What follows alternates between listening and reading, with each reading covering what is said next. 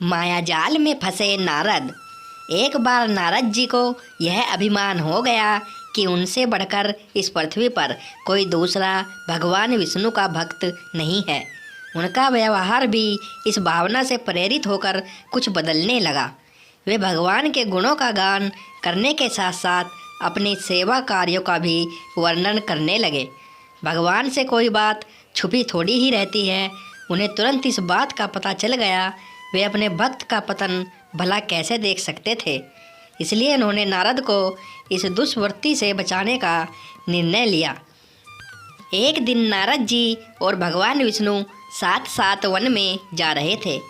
अचानक विष्णु जी एक वृक्ष के नीचे थक कर बैठ गए और बोले, भाई नारद जी, हम तो थक गए हैं, प्यास भी लगी है, कहीं से पानी मिल जाए तो लाओ। हमसे तो प्यास के मारे चला नहीं जा रहा है, हमारा गला सूख रहा है। यह सुनकर नारद जी तुरंत सावधान हो गए। उनके होते हुए भगवान भला प्यासे रहे। वे बोले, भगवान अभी लाया, आप थोड़ी देर प्रतीक्षा करें। नारद जी एक और दौड़ लिए। उनके जाते ही भगवान मुस्कुराए और अपनी माया को नारद जी को सत्य के मार्ग पर लाने का आदेश दिया। माया शुरू हो गई। नारद जी थोड़ी ही दूर गए होंगे कि उन्हें एक गांव दिखाई पड़ा, जिसके बाहर कुएं पर कुछ युवा स्त्रियां पानी भर रही थी। कुएं के पास जब वे पहुँचे तो एक कन्या को देखकर अपनी सुध खो बैठे, बस उसे ही निहारने लगे। वह यह भूल गए कि भगवान के लिए पानी लेने आए थे। कन्या भी नारद जी की भावना समझ गई।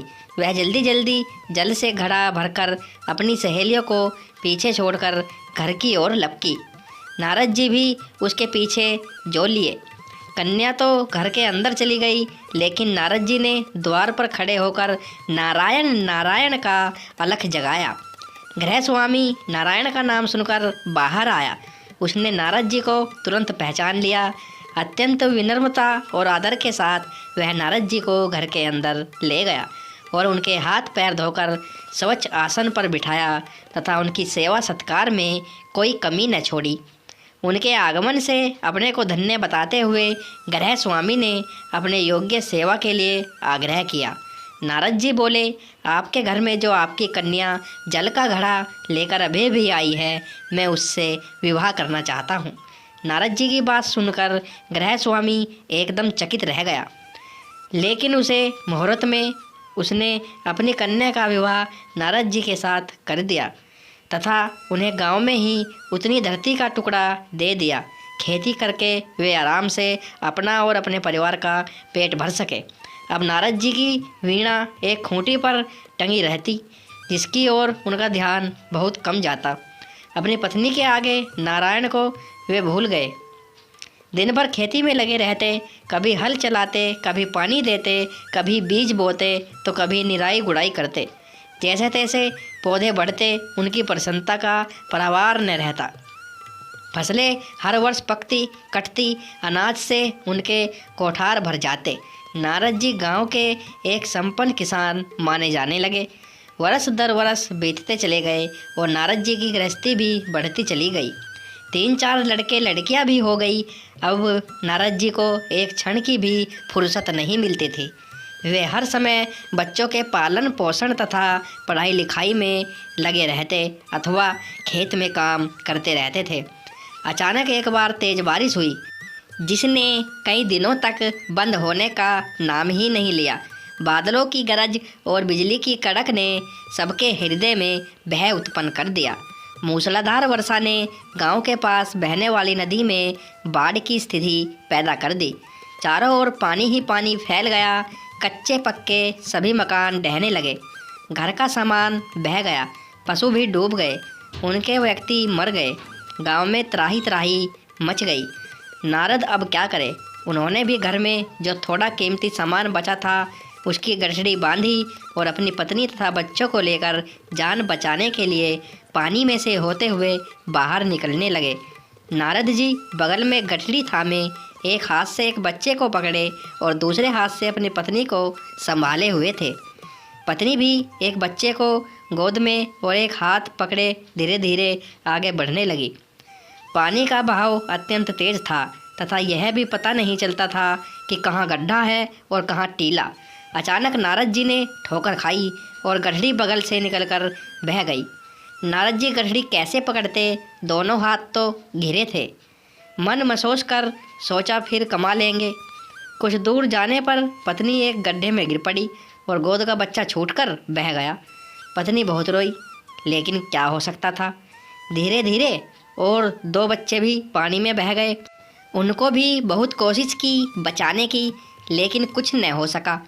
दोनों पति पत्नी बड़े दुखी, रोते कलपते, एक दूसरे को सांत्वना देते कोई ऊंची जगह ढूंढ रहे। एक जगह आगे चलकर दोनों एक गड्ढे में समा गए। नारद जी तो किसी प्रकार गड्ढे में से निकल आए, मगर उनकी पत्नी का पता ही नहीं चला। कुछ देर तक नारद जी उसे इधर उधर दूर दूर तक ढूंढते रहे, लेकिन व्यर्थ, रोते रट उनका बुरा हाल था। हृदय पत्नी और बच्चों को याद करके फटा जा रहा था। उनकी तो सारी गृहस्थी उजड़ गई थी। बेचारे क्या करे, किसे को से अपने भाग्य को या भगवान को। भगवान का ध्यान आते ही नारद जी के मस्तिष्क में प्रकाश फैल गया और पुरानी सारी बातें याद आ गई। वे किसके लिए आए थे और कहाँ आ गए। ओहो, भगवान विष्णु तो उनकी प्रतीक्षा कर रहे होंगे। वे तो उनके लिए जल लेने आए थे और यहाँ गृहस्थी बसाकर बैठ गए। वर्षों बीत गए गृहस्थी को बसने में और फिर सब नष्ट हो गया।